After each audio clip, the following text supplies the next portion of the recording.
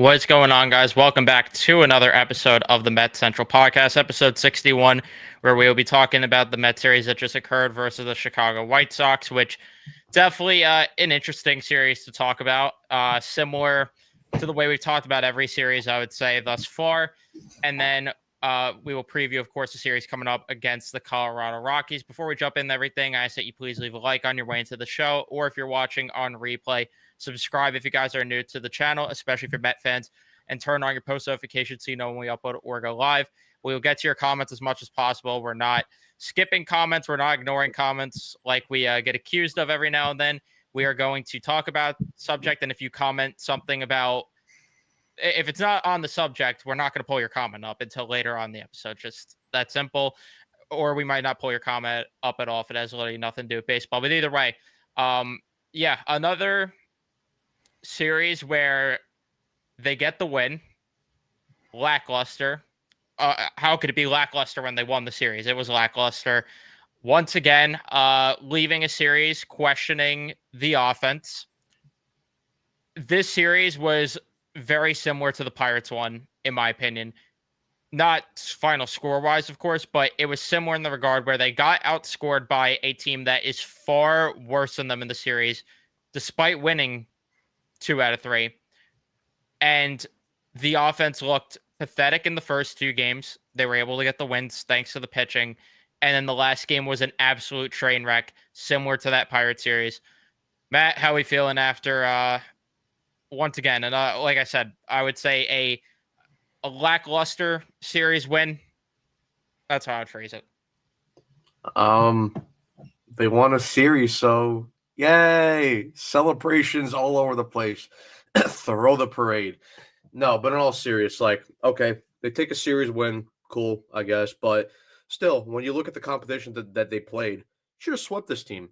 Because, when you take a look and compare both rosters, the Mets on just name wise, and when you compare the overall the payroll sizes, the Mets are the better team, and they should have been the better team. And the fact that, like I said, okay, they took 2 out of 3, that's cool. But like I said, you should have swept them. And the one thing we talked about when we previewed this series in the last podcast was we really wanted to see the offense explode.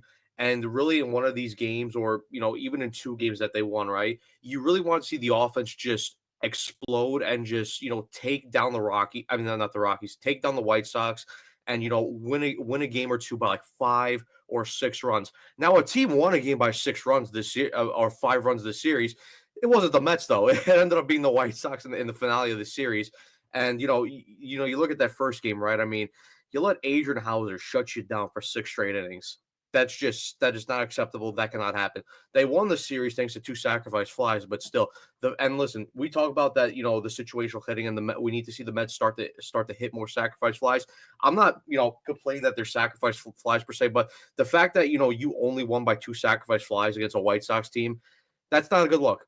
And then the second game, obviously McGill, we'll talk about his performance a little bit later, but he starts off the game by giving up a 2-run home run, and then the Mets, which something that we've wanted to see this whole time, they actually explode and take advantage of a poor pitcher, and they light up the first inning, and they put up, I believe it was either 4 or 5 runs.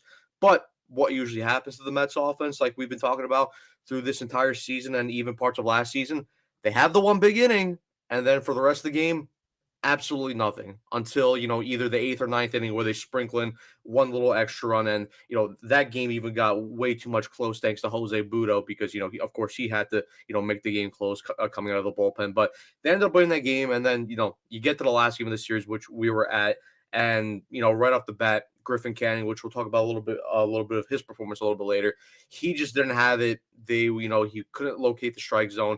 He was giving up way too much hard contact. White Sox got up to an early 5-0 lead, and the Mets made it close off of Mark Viento's 3-run shot to cut the lead to 5-3. But of course, what are we talking about? They get runs in one inning, and then for the rest of the game, nothing up until the 9th inning where they got a little extra run thanks to a Pete Alonso double. But it's just, again, the offense they're not showing up. And again, it's the same thing we talk about, which just way too many ground the ball outs instead of actually hitting the ball hard, putting the ball in the air, and actually making the White Sox defense work or just hitting the ball out of the ballpark. It's annoying. And listen, I get that we all want to be patient. Because we all know that this offense is better than what they're showing, but it gets to a point because we're only 3 days away from June 1st. So it's like, and we talk about this. It's like at one point is everything going to click? Because clock's ticking. Because we're only about 2 months away from the trade deadline, and it's like, how much do you really want to, not say go all in, but how much do you really want to give up at the trade deadline when this is what this offense just could be? And it's really frustrating to watch, especially with some of the top guys not really performing right now at all, and it's just yeah, it's something needs to be figured out soon because this is just not sustainable at all. I also have to push back a bit, even when you say this offense is capable of more, because I don't know if they are anymore. Like, we're past Memorial Day, and usually, like, you know how in hockey, where once you're at the Thanksgiving mark, that's typically the point where it's like where what team is. Memorial Day, I would say, is the baseball equivalent to that. And to me, I just think that we're at a point where this is who they are. And especially with the Rocky series, which we'll preview later on, obviously, in the episode. But when I look at the Rockies pitching staff, especially, and I'm sitting here, and I said it with the White Sox series, you have to dominate this pitching, and they didn't. Now I'm trying to give them the benefit of the doubt again and say, we'll destroy the Rockies pitching. If they don't annihilate the Rockies pitching, I really do not care anymore. This is who they are. I'm not going to sit here and say that, there's another level or there's a higher ceiling, because why should I expect it if the calendar's flipping to June and it's the same crap we've been talking about since March? I just can't sit here and defend this crap anymore. It's the same thing every single game. And I know this is going to sound stupid to some fans. I would have rather the Mets lose this series if it meant that they were putting up like 8, 10 runs and they were hitting with runners in scoring position and the pitching had an off series. Because at least with the pitching, I could sit here and say, you know what? They're going to bounce back, because all season long, they've been consistent. They have been there. They've been the backbone of this team. At least I would be able to have the takeaway and be like, you know what, though? The offense at least showed me, okay, there is a ceiling here that they could hit. Now, what is there really a higher ceiling? Because when is it going to show? If there is one. When? I can't sit here and play if team nonstop when the numbers are what they are with runners in scoring position, when the numbers are what they are with certain players individually, and I get some of the expected numbers being better with certain players like Soto and Nimmo. The results have to be there at some point, because I'm sorry, I don't care if Juan Soto's hitting the ball hard and it's in the ground. He's got to start pulling the baseball and getting hits. Brandon Nimmo, he had a good series. I don't want to knock him too much. I thought he was the best player offensively throughout the series, but there still needs to be a bit more from him. And then the rest of the lineup, I mean, it's just a complete joke right now. Pete Alonso's been slumping. I don't want to get on him too much either, though. Lindor's not been good for a couple weeks now. Lindor has not been good for weeks. I was letting him off the hook because I thought his April was good. He has not been good for a couple of weeks now, though. Vientos, he had the home run yesterday. Cool. But you're still not getting enough from him. You're not getting enough at all from the center field position. Your DH is a minor league call up. Your second baseman gets the occasional hit here and there and can't play defense. And even when he gets the occasional hit, it's really it's mostly Chris Paul hits, to be honest with you. And then their backup second baseman cannot hit a ball past the infield. One of their catchers isn't hitting. The other one is honestly probably their third best offensive player right now. Or second. Because Brett Beatty's been the best offensive player over the past month.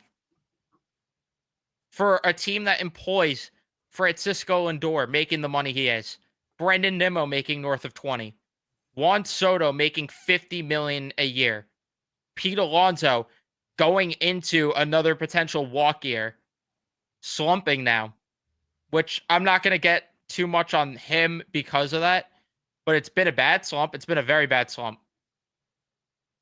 And then you have, I mean, again, I'm going in circles with what I say every episode, and then Marte too, just complete and utterly useless. I think he had 2 at bats this series too. I mean, so he was just a non-factor either way in the series. When does something change? When? If it's not going to be the personnel, the hitting coach has to go. I'm tired of freaking shouting this every episode, but I have to. Because why is it that there's still no adjustments at the plate? And I'm tired of hearing, oh, well, runners in scoring position isn't separate from a regular at bat. If that's the case, then why is there a drastic difference with the way they're hitting when there's not runners at scoring position versus when there is? And why is there visually a garbage plate approach with guys on base? You could visually see it. At least call up someone from the minor leagues, some of these prospects, to see what they could give. We're getting to the point where Mauricio's got to come up soon. Mauricio has to come up soon because this team needs some sort of spark plug offensively. None of these guys are getting it done. And Drew Gilbert's got to be explored as an option too. So, I'm just fed up with this. And I hate that I have to sit here and talk about and get angry after this team wins series. But when the offense is as piss poor as it is, and the brand of baseball is garbage, you're not going to win a wild card series against the Padres or the Dodgers if the Padres win the division. You're not beating either of those teams. You're not beating the Cardinals. You're not beating the Giants. You're not beating any of these teams with this anemic offense. And for anyone that's going to point out the record, I'm sorry, but stick it up your ass for all I care, because this is the same crap that we talked about in 2022 that got completely covered because they won 101 games. And then it caught up to them in September, caught up to them in October, that it wasn't sustainable. And we saw that they lost the division because of it, and they got bounced by San Diego because of it. I'll let you jump in because I've talked too much now. Look, ultimately, I think it does come down to personnel because, you take a look at the individual stats of every player, and yes, players are not performing to where they should be. Juan Soto is severely underperforming. He's not been good. Francisco Lindor started the season well.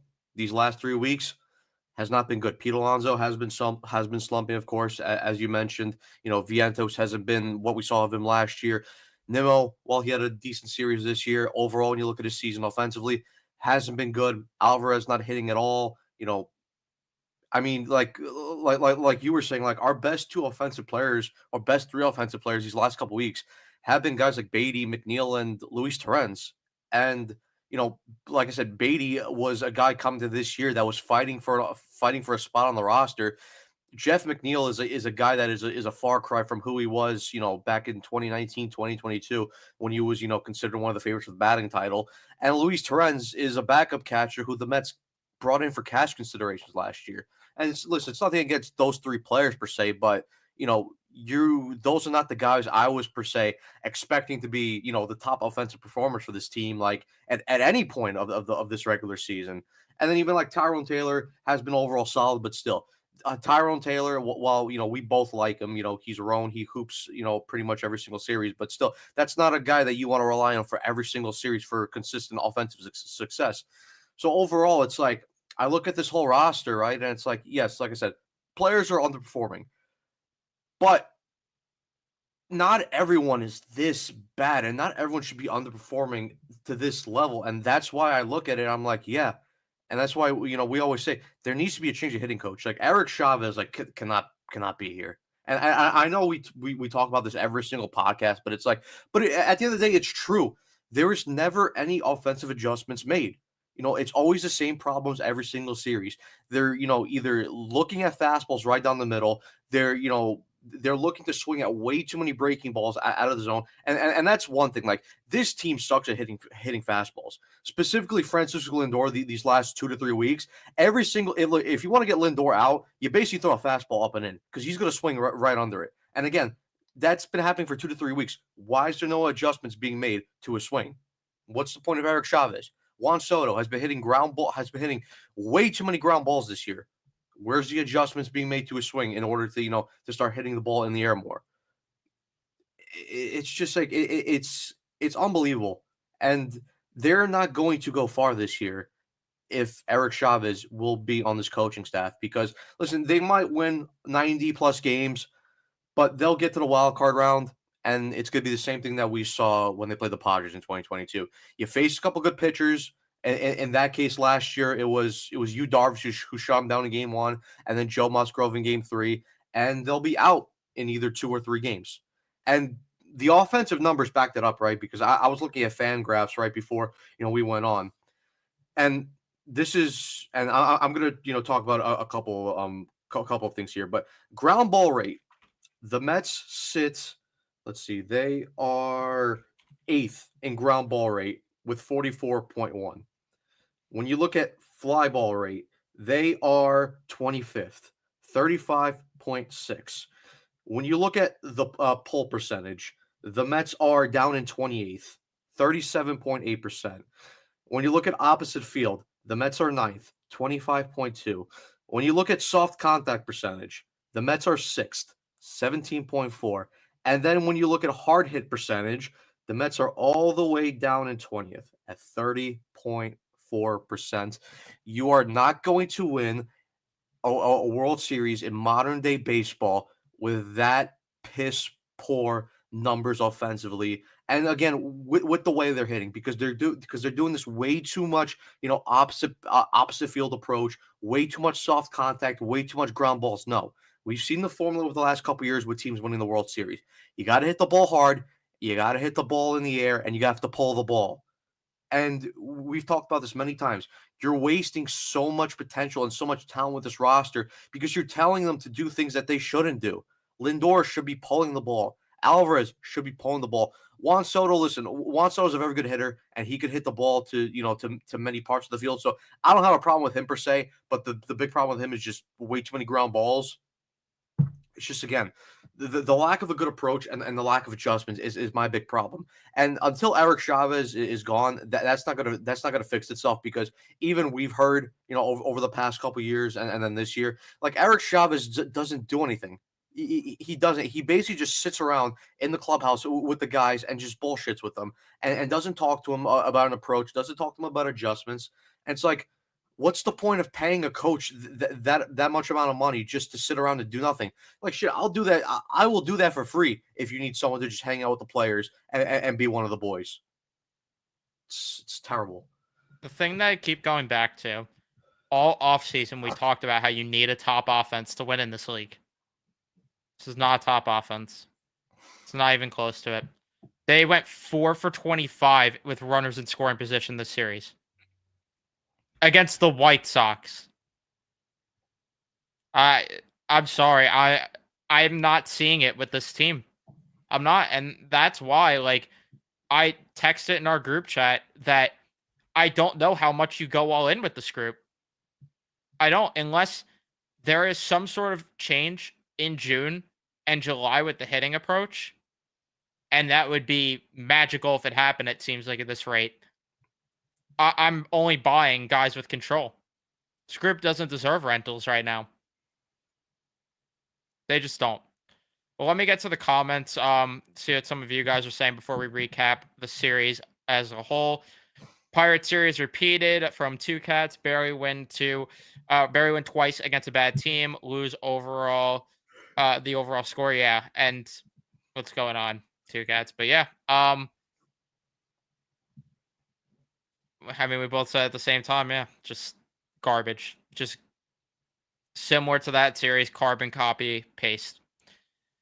If they have a similar offensive performance against the Rockies, how big of a concern will it be? I'm telling you right now, and I said in the post game, I'm lowering the bar with this team if they lose if they are not as good offensively against the Rockies.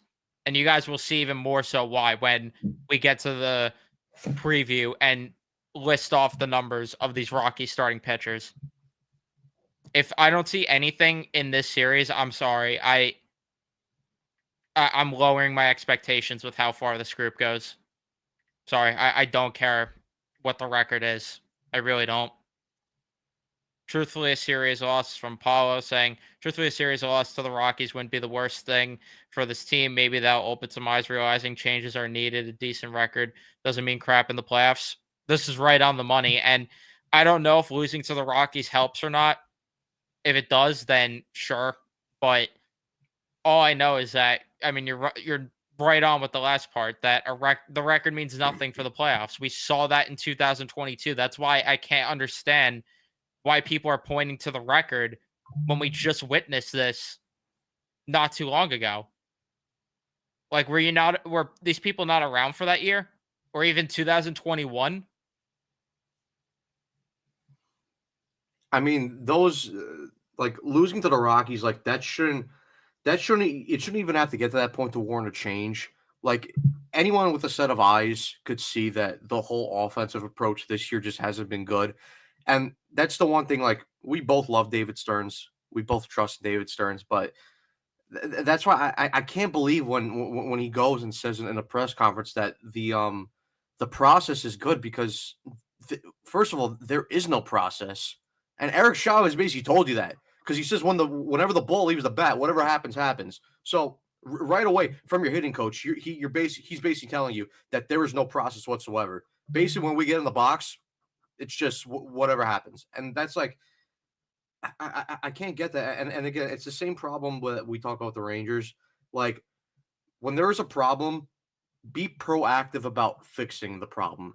Don't let it get to a point where it's either beyond repair or it's too late to repair. Be proactive, not reactive.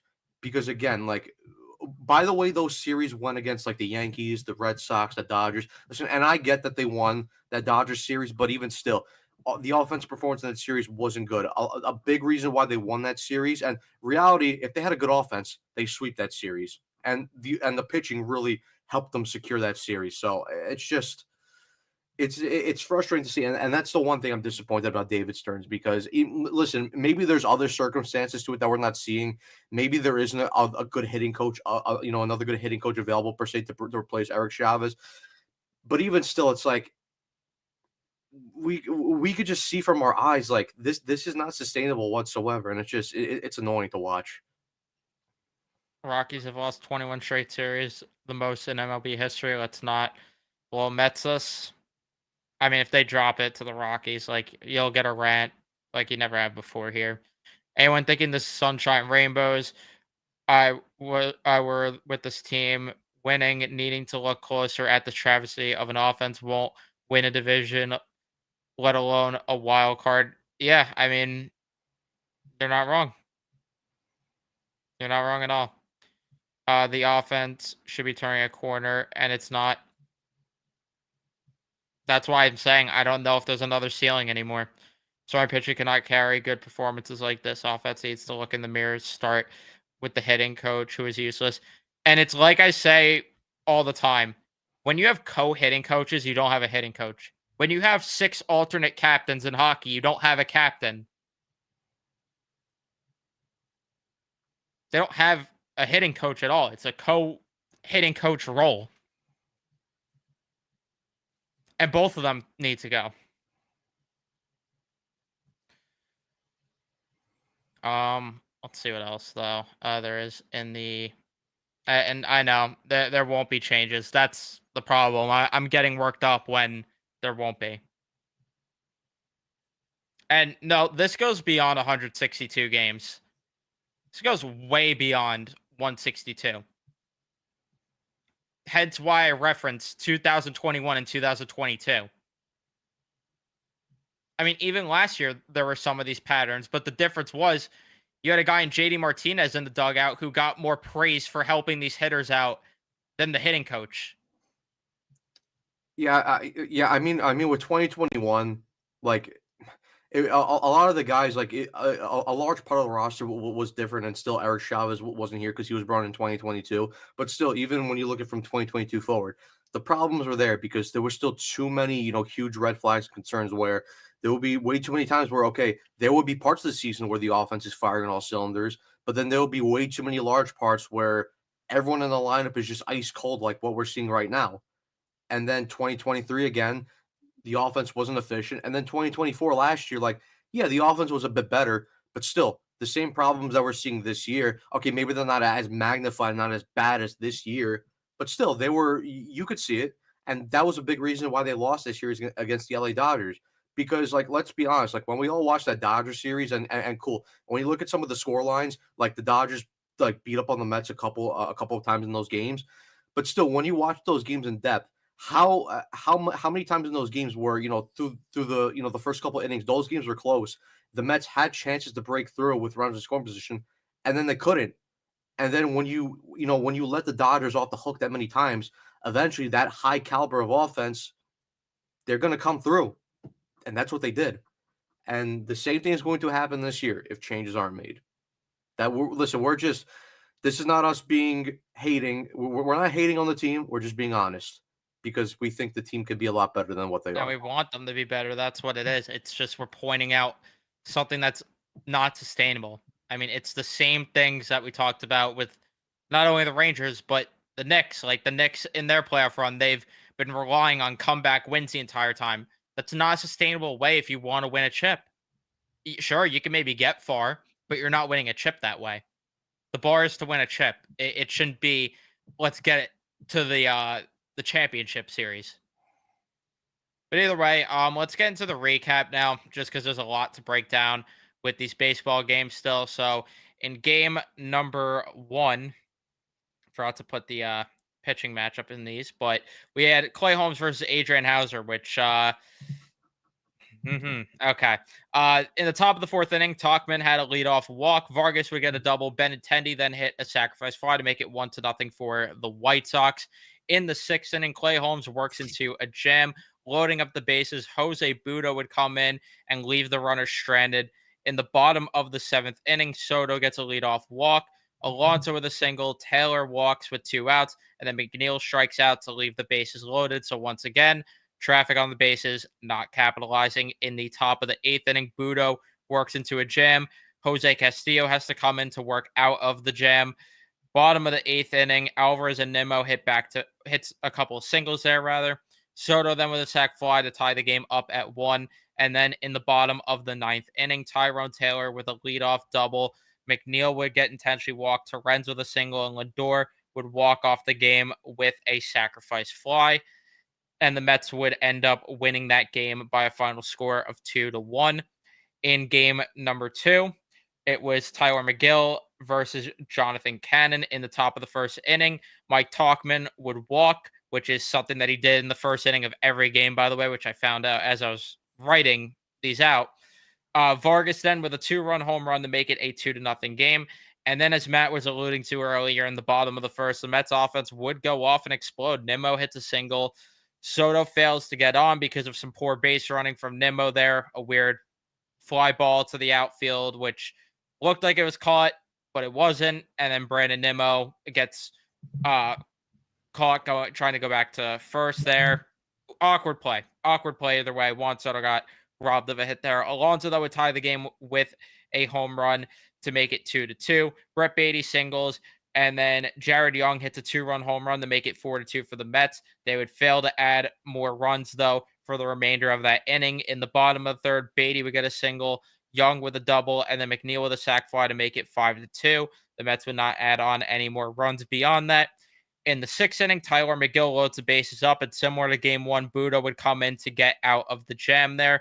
Interesting that they used him back-to-back days still to me, which we'll talk more about. The bottom of the sixth inning, Alvarez walks. Lindor then gets a double, but the Mets fail to score there. The seventh inning, Taylor and Talkman single. A pass ball would bring in a run to make it 5-3. Vargas with a double to make it 5-4. Budo was in for too long. He gets pulled, and Castillo, similar to game number one, would come in to clean a mess yet again.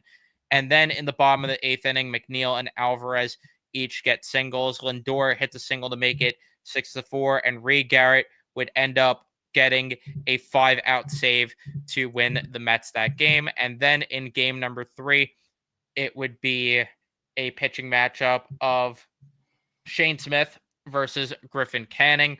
In the top of the first inning, Talkman would walk. Vargas ends up getting a double, and then Benintendi with a single, which made it 2-0. And then in the top of the second, back-to-back errors from the Mets, which did not help Griffin Canning get through this inning. Talkman would get a double, which made it 4-0. Sosa doubles. Cuero gets a walk. Rojas grounds out, but that brought in a run to make it 5-0. The bottom of the third inning, the Mets would respond offensively as Nimmo and Soto walk Vientos with a home run, which made it 5-3. And, same sort of thing where the offense dried up after. But Griffin Canning's day would end after 3 innings, and Waddell would come in, and good on him to wear this, because in the 6th inning, Talkman gets a double, Benintendi with a triple, which made it 6-3. Sosa with a single makes it 7-3. Lee with a single in the 7th inning. Rojas doubles. Taylor with a sac fly makes it 8-3.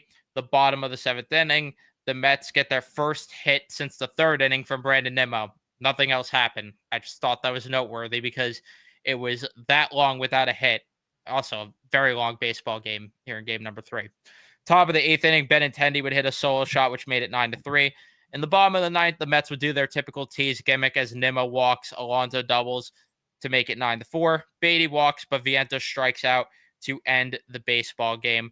So, yeah, definitely, again, a lot of slop to look at. The pitching wasn't as sharp throughout this series outside of, some of the usual suspects like Brazoban, Diaz, Reed Garrett, who had a really good 5-out save.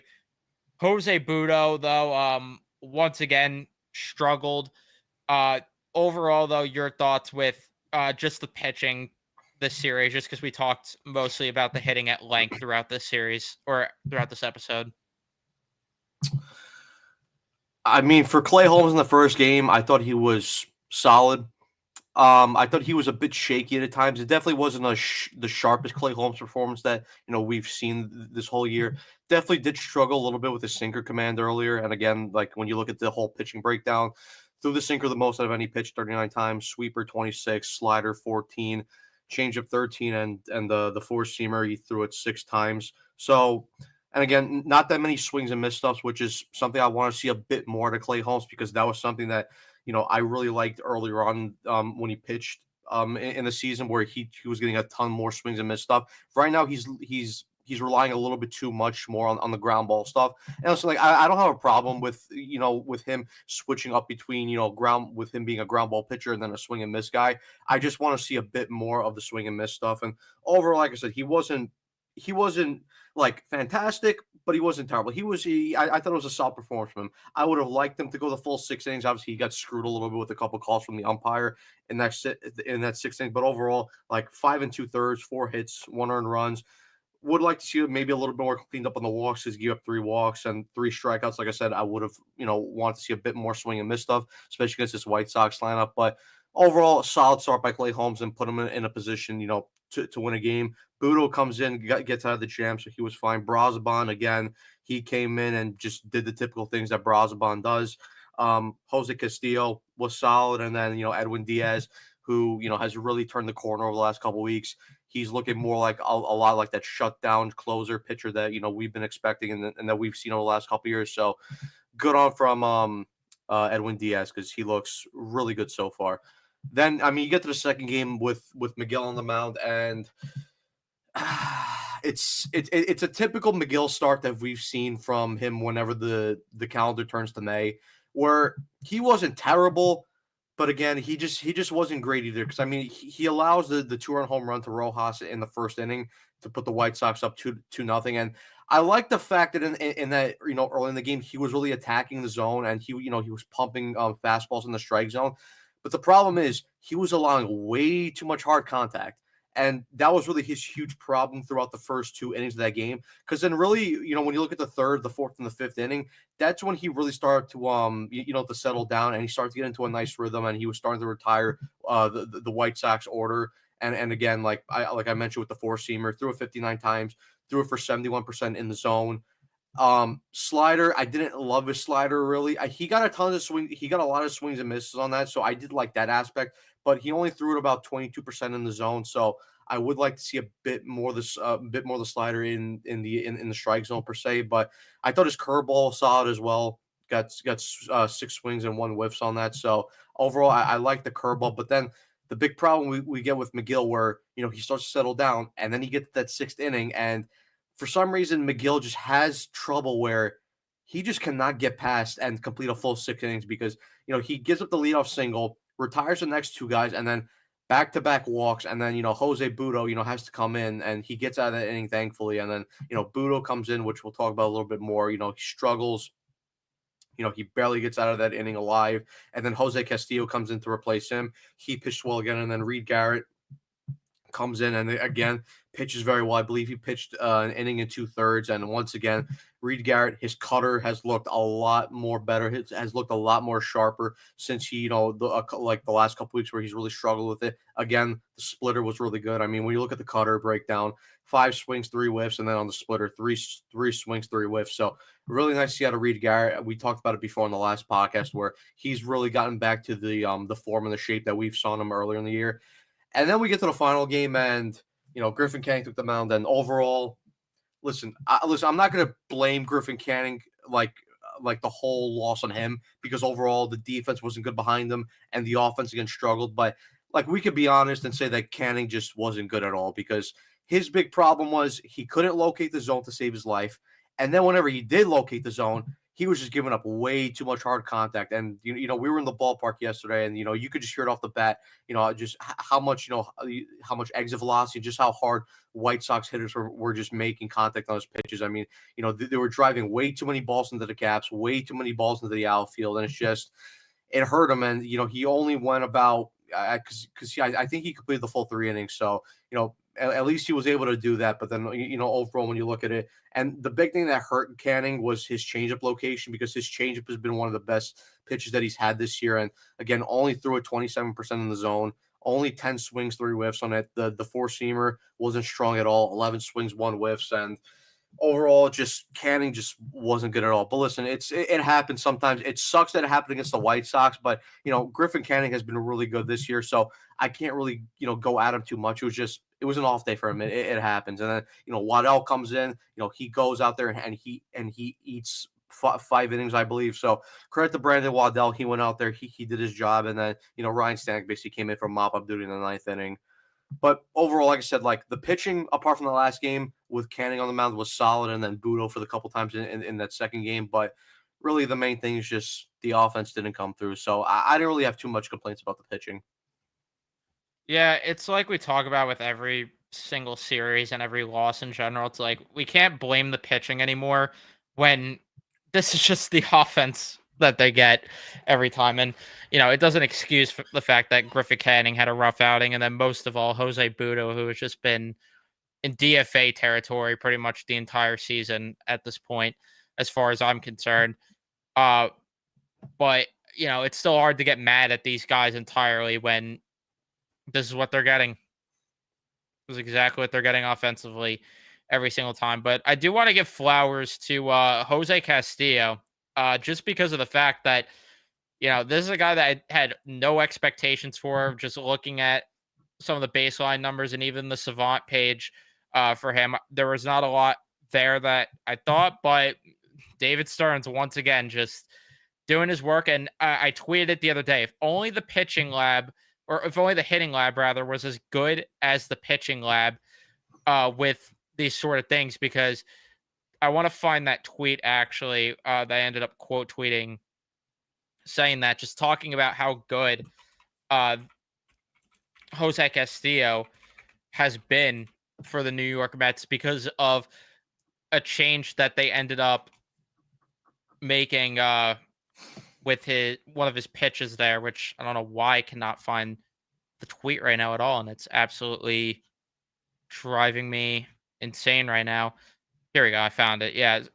Because this was from Isaac Groffman on Twitter, who was talking about how he reshaped his slider since joining the Mets. He's getting an extra foot of depth on it, getting 3 more inches of sweep on the slider, which is helping him generate a lot more whiffs on that pitch there, helping him generate swing and miss stuff in general to get the outs that he's getting. So he just looks like a completely different pitcher from what he did in Arizona. And once again, I mean, David Stearns just doing what he does, and this pitching lab once again doing what they do. And you know, Hefner, even though we make fun of the fact that he's always late to go for mound visits, which that's my only gripe with them. Like, just stop doing that, and then I'll actually fully like you.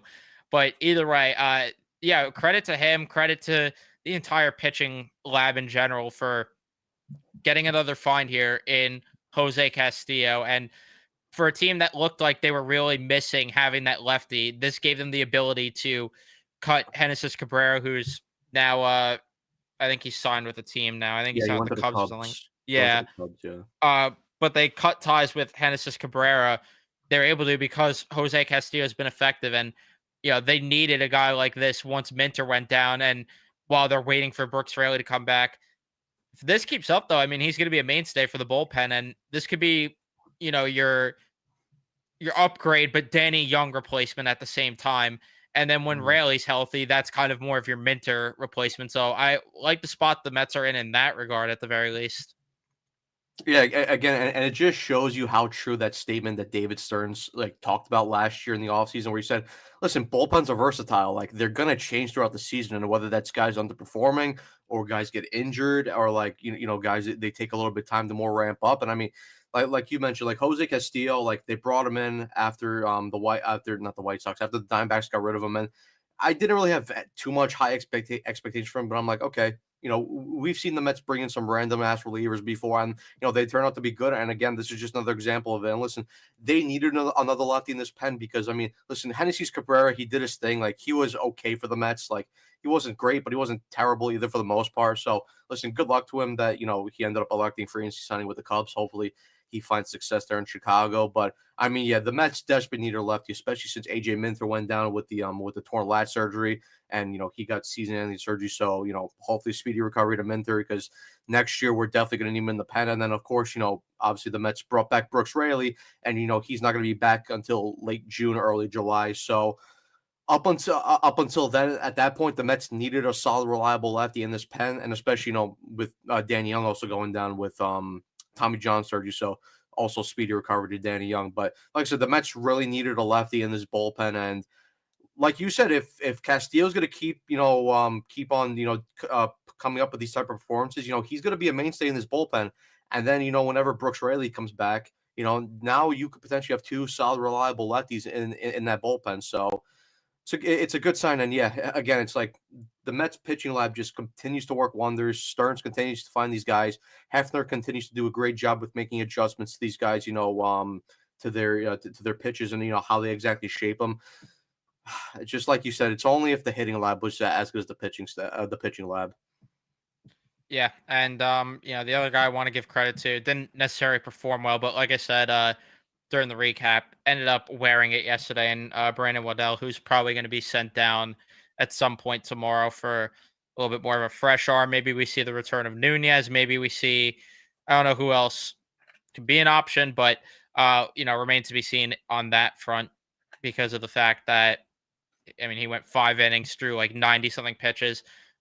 Good on him though for absolutely wearing it yesterday. But yeah, honestly, in terms of other topics from the series, I mean, we kind of went into most of the things here, ranting and getting annoyed with the offense yet again. I mean, the defense too, not good. Yesterday they had for most of the game, they had the same amount of errors as hits until the 7th inning, which was depressing. And it's unfortunate that last year this team was so good defensively, and then this year it just has not been the same. Nah, they were terrible defensively yesterday, and it really sucks for Canning because he gives up the two runs in the first inning, and you're like, okay, he got out of it. We saw McGill do the same thing last night, so it's like, okay, settle down, let the offense try, see if they could scrape together any runs, and let's see if they can win this game. But then that second inning like screwed Canning because and it was basically on back-to-back. Yeah, it was back-to-back ground balls because you had the one ground ball hit the Beatty, and he had a throwing error. And then the second one, which probably it could have been a double play. At most, you get the out second. And again, McNeil just doesn't come up with the ground ball cleanly. And then, you get first and second. And then, the White Sox ending up driving in 2 more runs that inning. So, yeah, the defense, like I said, yesterday's loss was just a bit of everything. It was bad pitching, bad defense, and bad offense. And, when you put together, that aspect of everything of those things being bad, you're going to lose ball games. And it doesn't matter who you're playing, because if you give a bad opponent many chances to win, most likely they're going to take advantage of it. And that's what happened yesterday. Yeah, 100%. I don't know if there's any other topics you want to unfold from the series before we get to the preview of the Rocky series, but yeah, just again, like, good to get a series win, but just the context of it once again just leaves you feeling wishing for more, I should say. Yeah, I don't know if there's any more really topics to cover. I mean, the only thing I saw with people, saying about Budo and the usage, because I didn't have a problem with him using him in that second game, just because they used him in the first game. I think he won an inning in a third, and then the second game, like, okay, he comes in that sixth inning. He only throws one pitch to get out of that jam, and then he gets they use him in the second inning. And again, I don't have a problem with him going to that second game, just because he hadn't pitched since the first game of the Dodgers series. And I'm like, okay, like, again, it's the White Sox. He should be able to go out there and pitch back-to-back days against this type of lineup, but I guess it's just I guess he just can't. And again, like, we're getting so close to Budo. I mean, not even, he's probably already there in DFA status, but like, pretty much whenever the pitching staff gets, ramped up to fully healthy, and, we can see Nunez come back up. And then overall, when Minaya and both Montas comes back, and then you could start moving guys from the rotation into the bullpen, like, Jose Budo is a prime candidate for DFA status, because the guy just continues to be just ineffective out of the bullpen. And he's really been ineffective since about, August of last season, because he struggled late in the season last year. He was terrible in the playoffs last year for the Mets. And then this year, I don't even remember like stretches of this year where he's been good. Like, overall, he's just been not great. Yeah, my only pushback with the Budo thing is what I said during that post game too. It's like, he's not good on regular rest is my issue. When he's not good on regular rest, I don't understand using him uh for a second time in a row, and especially pushing him the way that they did. But either way, that's neither here nor there, because they won that game, and like I said, I can't get mad at the pitching. But let's dive into the preview here versus the Colorado Rockies, which, like I said, I mean, this is a team that they should absolutely be annihilating, but we said that about the White Sox, so who knows? In terms of the overall series preview with the pitching matchups here, game number 1, Kyle Freeland versus David Peterson. Game number 2, it is Antonio Senzatella versus Kodai Senga. And then in game 3, Carson Palmquist versus Clay Holmes. If you can't see here, they have 1 win combined between these 3 starting pitchers. And I'm not a win-loss guys with starting pitchers, but when you look at their ERAs and whips as well, that's pretty telling.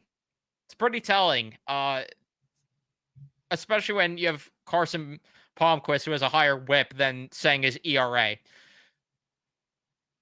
If this is the series that the offense cannot get going off of these names with these numbers, this team is a lost cause offensively, because I mean, come on. Just looking at this, I'm going to say what I said with the White Sox one. I'm going to call a sweep because they should sweep. I won't be surprised if it's 2 out of 3, though, because that's just the way the season has gone. That's just the way that this offense is. But, I mean, just looking at these numbers, this is just vomit-worthy. No, it's terrible that pitching staff that they have over there in Colorado. I mean, even still, we know that typically Rockies pitching staffs aren't great just because of the high elevation and the fact that they play in Coors Field.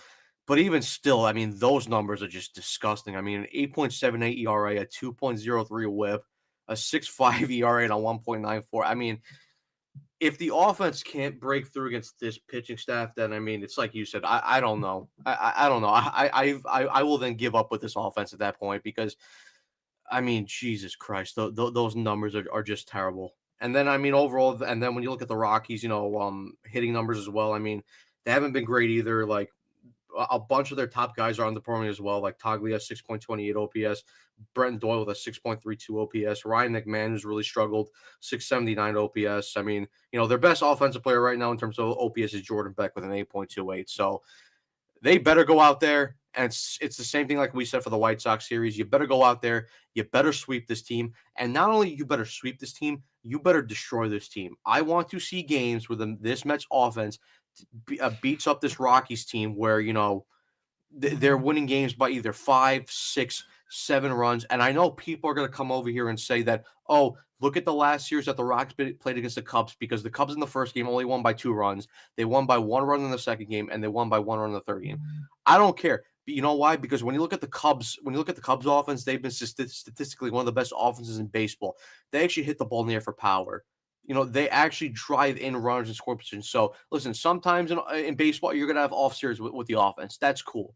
But I can't give you that same excuse with this Mets offense when, again, it's the same thing that we talk about. It's been an occurrence this whole season with them. So I want to go over there in this 3-game set, and I want to see them destroy this Rockies pitching staff. And one, you better outscore them. You better, like I said, there better be a couple games where they're winning by 5, 6, 7 runs, and you better sweep them. That's it. And you know why else I don't care personally? Because this is Met Central, not Cubs Central.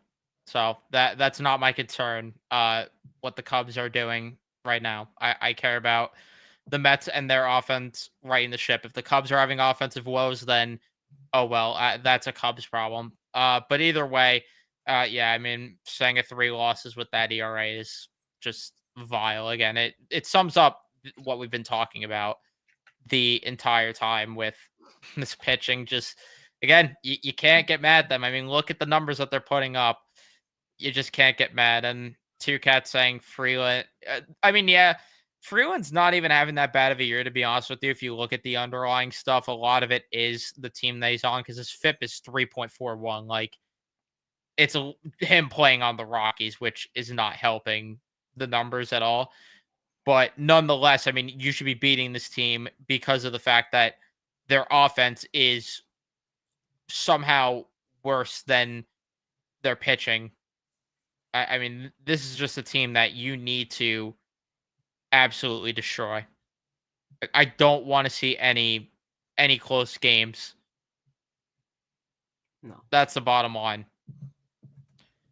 But yeah, I think that's all that we have to talk about this episode. So Mets will start their series tomorrow versus the Rockies. We'll be back with a post game for that tomorrow. Thank you everyone for tuning in and watching. Leave a like if you enjoyed. Subscribe if you're new to the channel. Turn on your notifications so you know when we upload or go live. And we'll see you guys in the next one.